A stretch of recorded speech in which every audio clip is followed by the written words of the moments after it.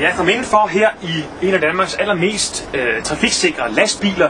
Prøv at se et udsyn, prøv at se hvordan vi er sænket ned og er altså tæt på fortovet, tæt på cyklisterne og alle de bløde trafikanter. Her er der et ekstra kamera, som kan vise, når man bakker, det er bagenden af bilen, vi kan se her. Også for sikkerhedens skyld.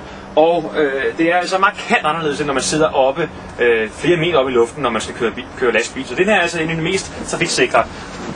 Hvis man går udenfor her, så kan man faktisk også se døren. Der er glas hele vejen ned, det ligner næsten en bus.